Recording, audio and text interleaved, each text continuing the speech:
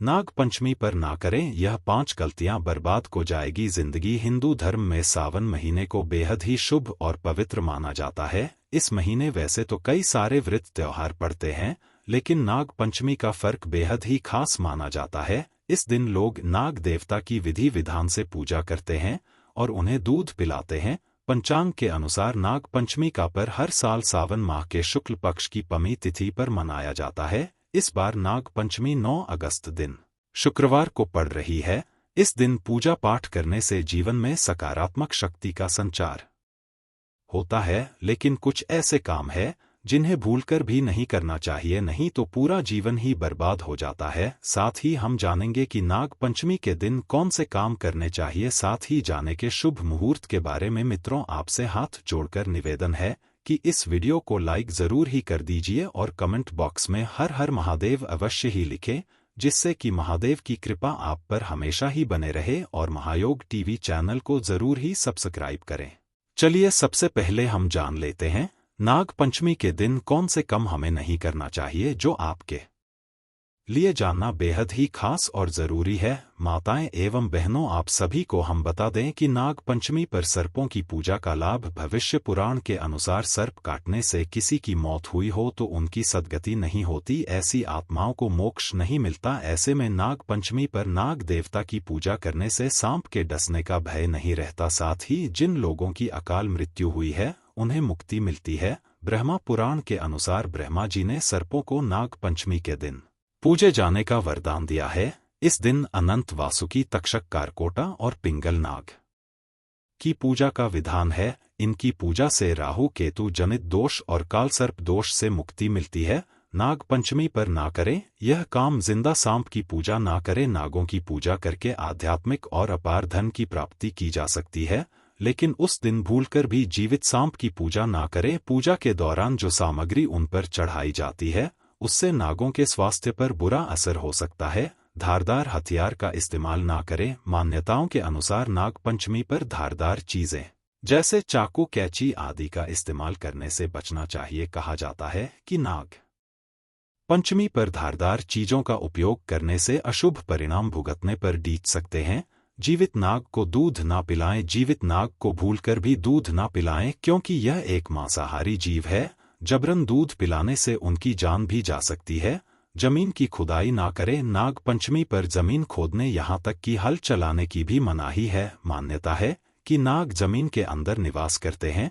जमीन खोदने से उनके निवास को नुकसान होने के खतरा बना रहता है। नाग पंचमी की कथा के अनुसार किसान द्वारा हल चलाने से नागिन के बच्चों को मौत हो गई थी, जिसका बदला लेने के लिए नागिन ने किसान के पूरे परिवार को दस लिया था। इसलिए नाग पंचमी पर जमीन खोदने की मनाही है। लोहे की चीजों का इस्तेमाल ना करें। प्राचीन मान्यताओं के अनुसार नाग पंचमी पर लोहे के बर्तन जैसे तवा या कधी का इस्तेमाल नहीं करना चाहिए। साथ ही इस दिन सुई धागे के उपयोग से भी बचना चाहिए। आग्रा अपने व्रत रखा है तो इन चीजों का खास तौर पर ध्यान रखें। नाग देवता के समान हिंदू धर्म में सर्पों को देवता माना जाता है। वैसे तो सर्प को कभी नुकसान नहीं पहुंचाना चाहिए, लेकिन खासकर नाग पंचमी के दिन सांपों को कष्ट ना पहुंचाएं। ऐसा करने पर आने वाली 7 जन्मों तक पियो को दोष लगता है, वंशज को होता है नुकसान। इस दिन किसी भी कार्य के लिए जमीन की खुदाई ना करें। ऐसा करने से मिट्टी या जमीन में सांपों के बिल या बाम्बी के टूटने का डर रहता है। कहते हैं सांपों को नुकसान पहुंचने पर वंश का नाश हो जाता है, संतान सुख नहीं मिलता। नुकीली वस्तु से ना करें काम। नाग पंचमी पर नुकीली और धारदार वस्तुओं जैसे चाकू, सुई का इस्तेमाल करना अशुभ माना जाता है। इस दिन सिलाई कढ़ाई नहीं की जाती। क्यों नहीं होता? तवा का उपयोग नाग पंचमी पर लोहे की कड़ाही और तवे में खाना ना पकाएं। मान्यता के अनुसार रोटी बनाने के लिए जिस लोहे के तवे का इस्तेमाल किया जाता है उसे नाग का फन माना जाता है। चलिए जान लेते हैं नाग पंचमी का शुभ मुहूर्त क्या है, किस समय की जाएगी पूजा। नाग पंचमी पर पूजा का शुभ मुहूर्त। नाग पंचमी के दिन नाग देवता की पूजा पूरे दिन कभी भी की जा सकती है।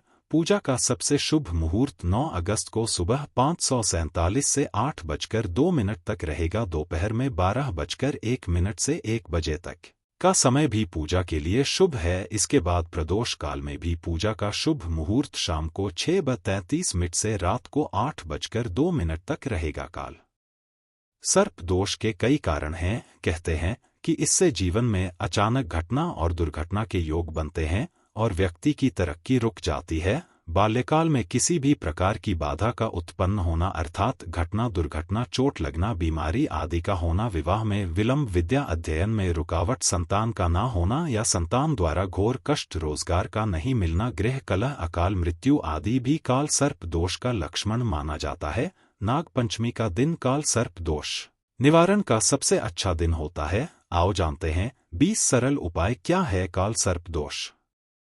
कुंडली के अनुसार राहु और केतु के कारण ही काल सर्प दोष होता है। राहु नीच का होकर बैठा हो तो भी काल सर्प दोष होता है।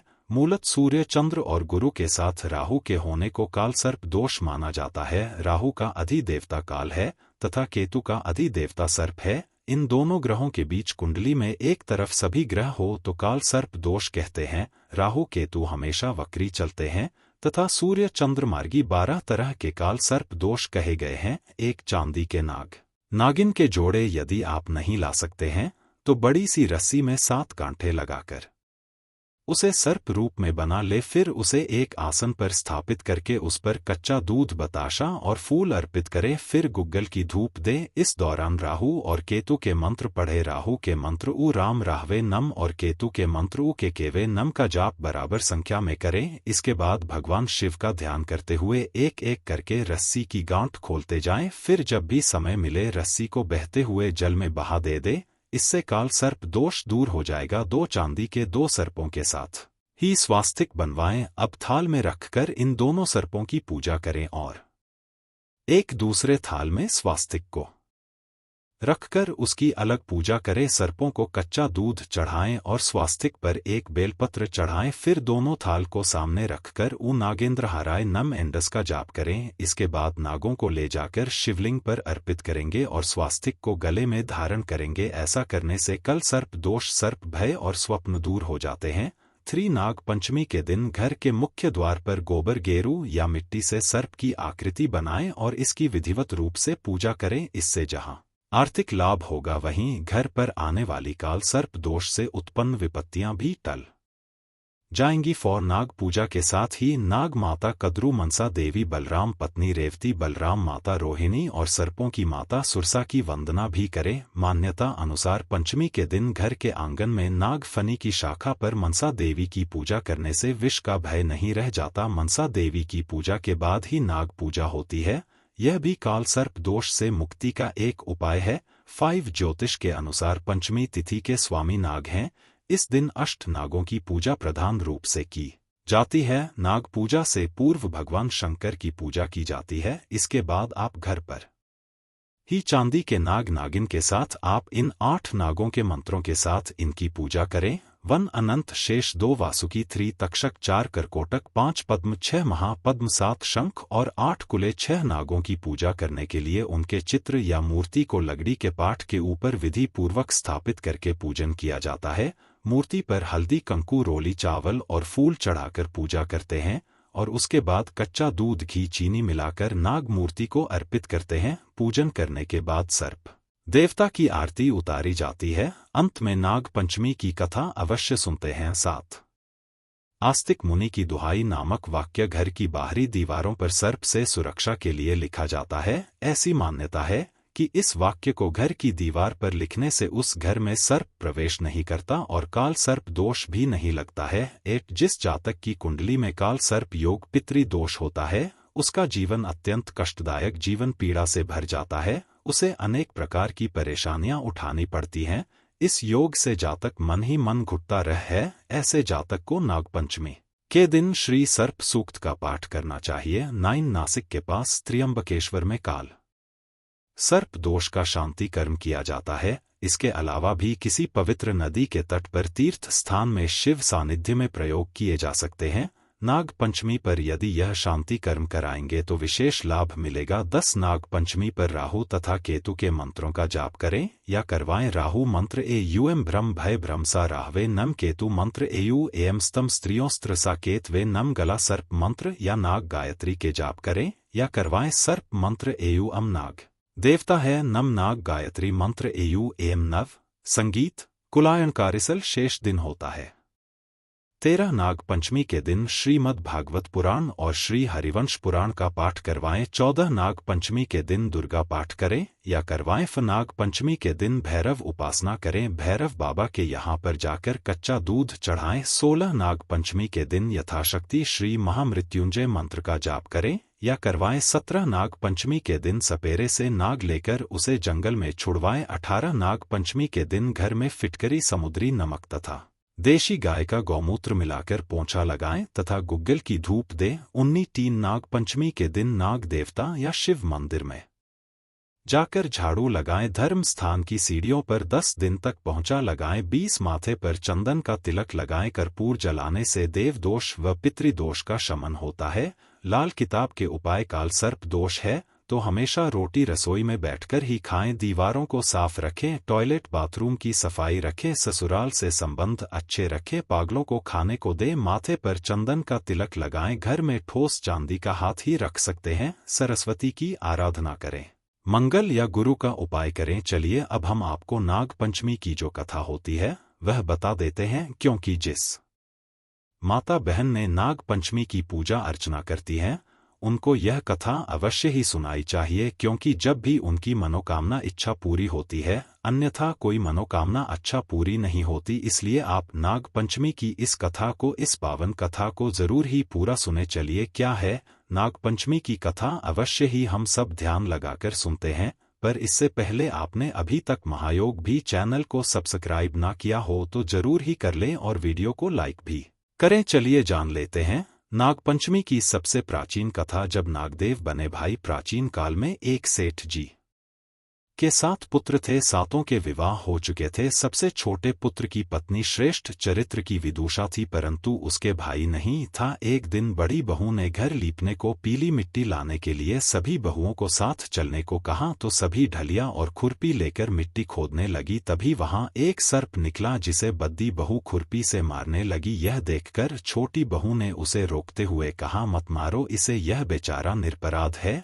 यह सुनकर बड़ी बहू ने उसे नहीं मारा। तब सर्प एक ओर जा बैठा। तब छोटी बहू ने उससे कहा, हम अभी लौटकर आती हैं, तुम यहाँ से जाना मत। यह कहकर वह सबके साथ मिट्टी लेकर घर चली गई और वहाँ कामकाज में फंसकर सर्प से जो वादा किया था उसे भूल गई। उसे दूसरे दिन वह बात याद आई तो सबको साथ लेकर वहाँ पहुंची और सर्प को उस स्थान पर बैठा देखकर बोली, सर्प भैया नमस्कार। सर्प ने कहा, तू भैया कह चुकी है इसलिए तुझे छोड़ देता हूँ, नहीं तो झूठी बात कहने के कारण तुझे अभी 10 लेता। वह बोली, भैया मुझसे भूल हो गई, उसकी क्षमा मांगती हूँ। तब सर्प बोला, अच्छा तू आज से मेरी बहन हुई और मैं तेरा भाई हुआ, तुझे जो मांगना हो मांग ले। वह बोली, भैया मेरा कोई नहीं है, अच्छा हुआ जो तू मेरा भाई बन गया। कुछ दिन व्यतीत होने पर वह सर्प मनुष्य का रूप रखकर उसके घर आया और बोला कि मेरी बहन को भेज दो। सबने कहा कि इसके तो कोई भाई नहीं था तो वह बोला, मैं दूर के रिश्ते में इसका भाई हूँ, बचपन में ही बाहर चला गया था। उसके विश्वास दिलाने पर घर के लोगों ने छोटी को उसके साथ भेज दिया। उसने मार्ग में बताया कि मैं वही सर्प हूँ, इसीलिए तू डरना नहीं और जहाँ चलने में कठिनाई हो वहाँ मेरी पूंछ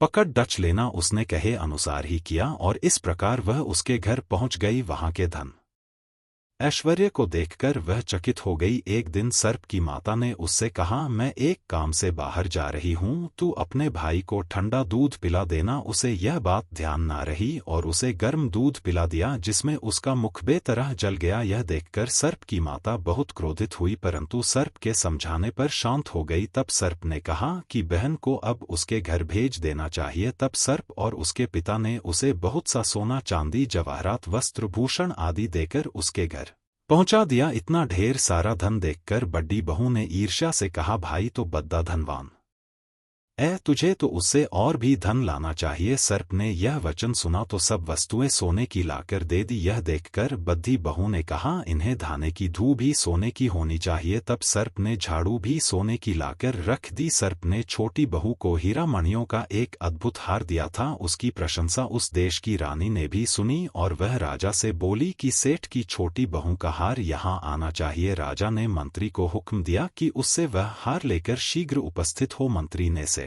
जी से जाकर कहा कि महारानी जी छोटी बहू का हार पहनेंगी। वह उससे लेकर मुझे दे दो। सेठ जी ने डर के कारण छोटी बहू से हार मंगा कर दे दिया। छोटी बहू को यह बात बहुत बुरी लगी। उसने अपने सर्प भाई को याद किया और आने पर प्रार्थना की, भैया रानी ने हार छीन लिया है, तुम कुछ ऐसा करो कि जब वह हार उसके गले में रहे तब तक के लिए सर्प बन जाए और जब वह मुझे लौटा दे तब हीरों और मणियों का हो जाए। सर्प ने ठीक वैसा ही किया। जैसे ही रानी ने हार पहना वैसे ही वह सर्प बन गया। यह देखकर रानी चीख पड़ और रोने लगी। यह देखकर राजा ने सेठ के पास खबर भेजी कि छोटी बहू को तुरंत भेजो। सेठ जी डर गए कि राजा ना जाने क्या करेगा। वे स्वयं छोटी बहू को साथ लेकर उपस्थित हुए। राजा ने छोटी बहू से पूछा, तूने क्या जादू किया है, मैं तुझे दंड दूंगा। छोटी बहू बोली, राजन धृष्टता क्षमा कीजिए, यह हार ही ऐसा है कि मेरे गले में हीरों और मणियों का रहता है और दूसरे के गले में सर्प बन जाता है।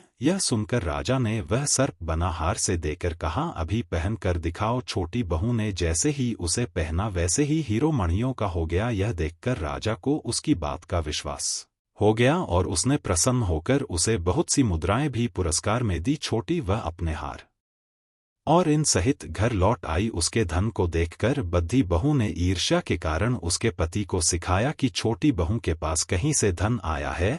यह सुनकर उसके पति ने अपनी पत्नी को बुलाकर कहा, ठीक ठीक बता कि यह धन तुझे कौन देता है। तब वह सर्प को याद करने लगी। तब उसी समय सर्प ने प्रकट होकर कहा, यदि मेरी धर्म बहन के आचरण पर संदेह प्रकट करेगा तो मैं उसे खा लूंगा। यह सुनकर छोटी बहू का पति बहुत प्रसन्न हुआ और उसने सर्प देवता का बद्धा सत्कार किया। उसी दिन से नाग पंचमी का त्योहार मनाया जाता है और स्त्रियां सर्प को भाई मानकर उसकी पूजा करती हैं। माता एवं बहनों, अभी तक आपने वीडियो को पूरा देखा है, यानी यकीन आपको वीडियो अच्छा लगा है, तो आप वीडियो को लाइक कमेंट बॉक्स में हर हर महादेव और इस वीडियो को हर एक माता बहन तक चिंता यह वीडियो नहीं पहुंच सकती उन्हें भी इस वीडियो को अवश्य ही शेयर करें, जिससे कि इतनी ज्ञानवर्धक जानकारी भारत की हर कोने में हम पहुंच सकें, क्योंकि यह जानकारी का अभाव बहुत ज्यादा है और इस जानकारी को आप ज्यादा से ज्यादा शेयर करें, जिससे कि हर एक भारतीय नागरिकता की इतनी ज्ञानवर्धक जानकारी पहुंच सके।